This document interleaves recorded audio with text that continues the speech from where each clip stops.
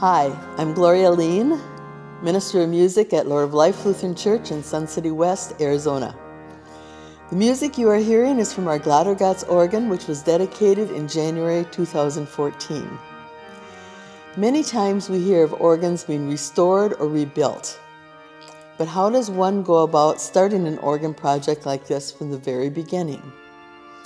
Previously, Lord of Life had a 3-manual Allen electronic organ, but we had had it for a number of years, and so it was at the age where problems could probably be expected. We needed to weigh the pros and cons of what kind of organ would serve the community and the congregation best. We chose a committee of stakeholders with different interests, some musical, some console people, some who could fundraise, a cross-section of the congregation. The committee was tasked with making an informed recommendation for a replacement organ. The committee met for weeks and months of instructional classes. We learned lots of definitions, debated what organ would work best for our congregation. A mechanical organ, an electronic pneumatic. What sounds would we want? What location? If we went with a pipe organ, did we have enough space? Don Morris from Central Phoenix was our teacher guide through this endeavor. He had a wealth of knowledge and knew how to communicate it. We are very indebted to him. Over the course of 8 months, we visited and played on 37 different organs in Phoenix, Tucson, Prescott, California, Maryland, Virginia, Pennsylvania, and Minnesota. All the traveling was done at personal expense. The 3 organists on the committee always played the same 3 pieces, and the committee members took notes on what we liked and did not like. We learned to analyze what we were hearing. Following extensive discussions, the committee decided a pipe organ fit the needs of our congregation best. We had a number of goals for the organ. First of all, for congregational singing and leading of music.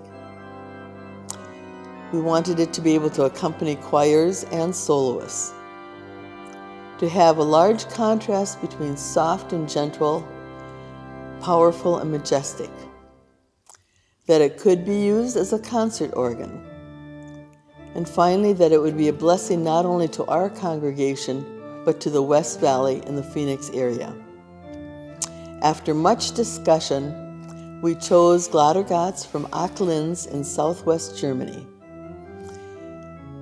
A group of congregants had visited their workshop in Germany on the north side of Lake Constance and were very impressed with their workmanship, integrity, and reputation.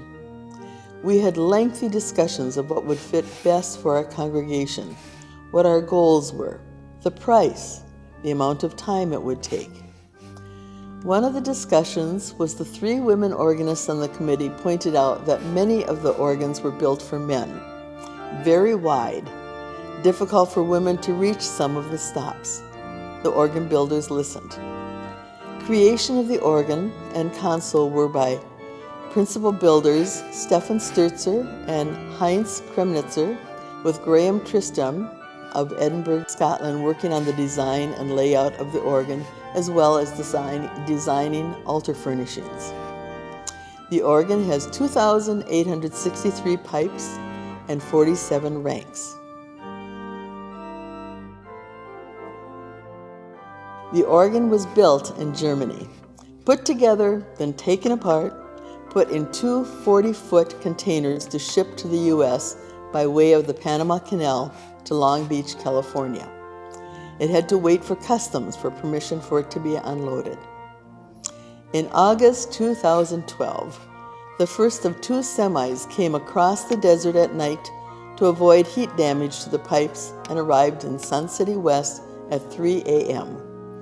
Many of the congregation were there to help unload the pipes and carry them into the sanctuary and place them on the pews.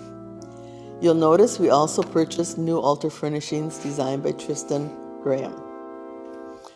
The second semi came 2 days later on Wednesday, and once again, our people came to unload the truck and then enjoyed a 6 a.m. breakfast together at the church.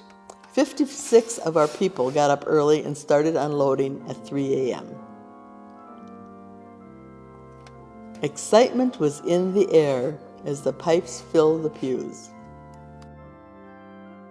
Manuel Rosales is one of the world's best voicers. He is probably known best for voicing and designing the Disney Hall organ in California.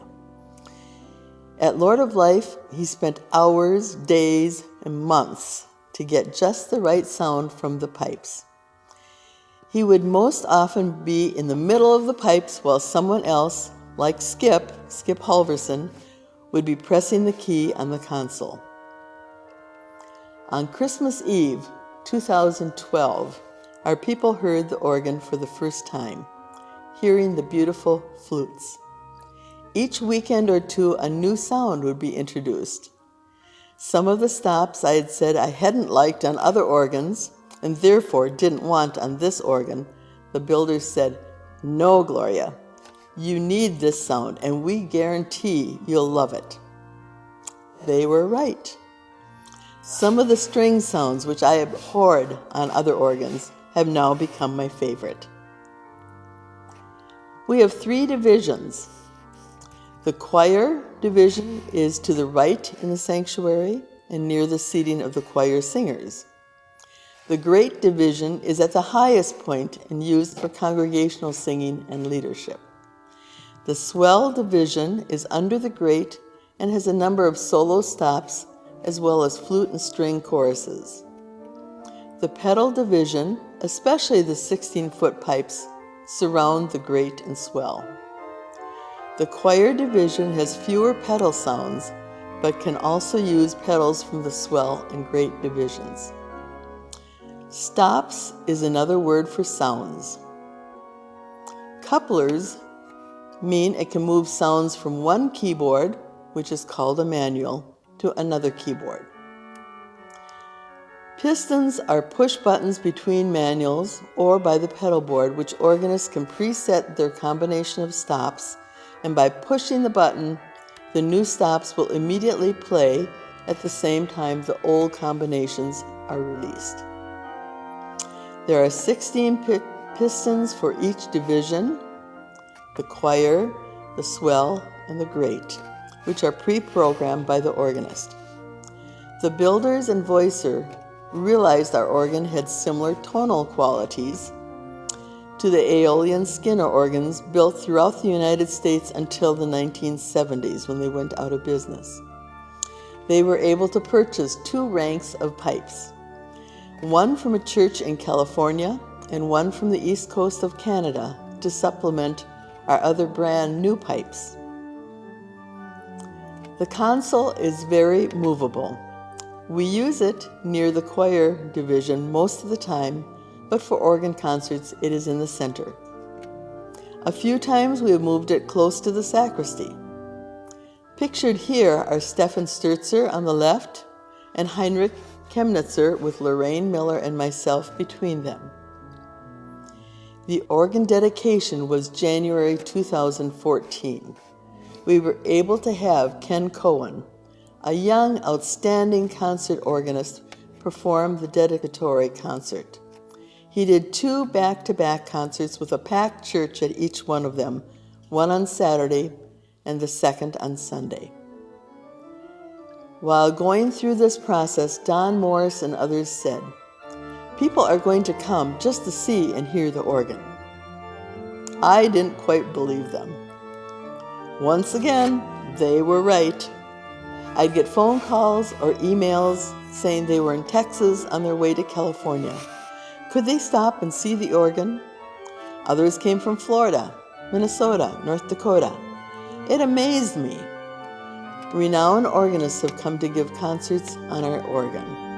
Some of them include Ilona Kubiacek-Adler, Mark Kulicki from Poland, the Chenal Duo, Gail Archer from New York City, Michael Lodico, Glenn Peterson, organist and organ teacher at Luther College, Mary Newton from Minneapolis, Susan Clamby from Moorhead, Minnesota, and Stephen Hamilton, now from Minneapolis but plays throughout the world.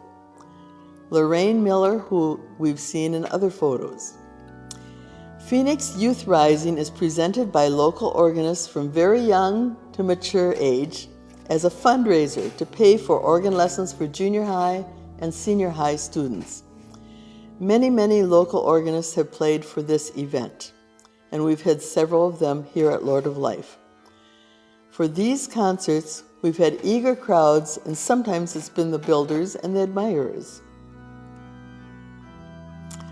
I hope this has been an interesting organ crawl for you. We are very thankful for this beautiful instrument. It has been serving us very well. Now we are anticipating when we can once again be worshiping and having concerts together. God bless all of you, and thank you for listening.